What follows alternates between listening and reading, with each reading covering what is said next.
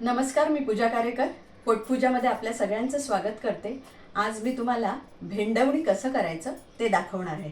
चला तर मग पाहूया. आता आपण तेल घालून घेऊया.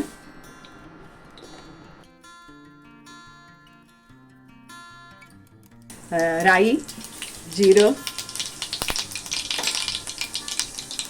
थोडीशी मिरची, कढीपत्ता,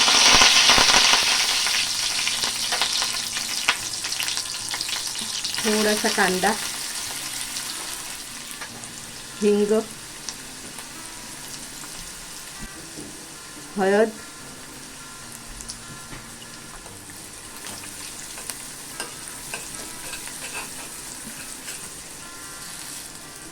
तेलामध्ये भेंडी परतून घेऊया. ही अशी उभी चिरून मी घेतलेली आहेत, म्हणजे खराब असेल तर आपल्या लक्षात येतं म्हणून उभी चिरलेली आहेत. मध्ये ती तेलामध्ये परतून घेऊया.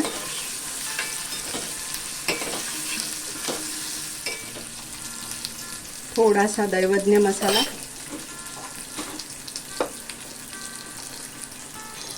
मिरची आपण घातलेली आहे त्यामुळे जर आपल्याला जास्त तिखट आवडत नसेल तर अगदी थोडा मसाला घालायचा.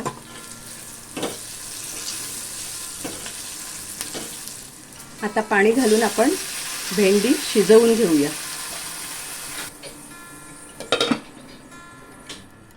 थोडंसं ओलं खोबरं आपण वाटणाला घेणार आहोत.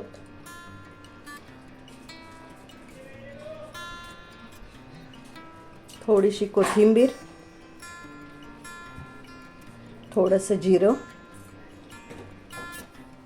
थोडं पाणी घालून आपण हे मिक्सरला चांगलं बारीक वाटून घेऊया.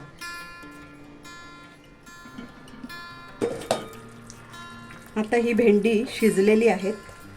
पटकन शिजतात, अगदी 5-7 मिनिटात ती शिजलेली आहेत. आता आपण हे जे वाटण आत्ता केलं ते घालून घेऊया.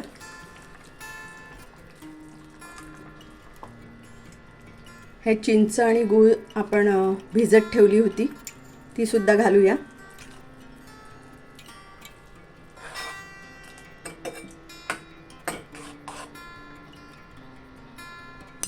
चवीपुरतं मीठ.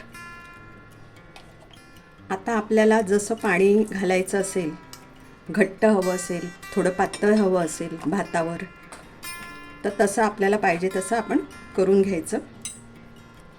याच्यामध्ये जर असं आपण अगदी चिमूटभर चण्याचं पीठ घेतलं आहे, त्याच्यात पाणी घालूया आणि ते आपण त्याच्यामध्ये घालूया, जेणेकरून त्याला थोडा घटसरपणा राहील.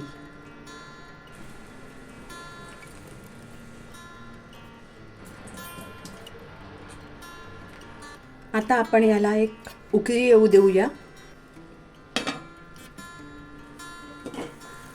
आता छान उकळी आलेली आहे.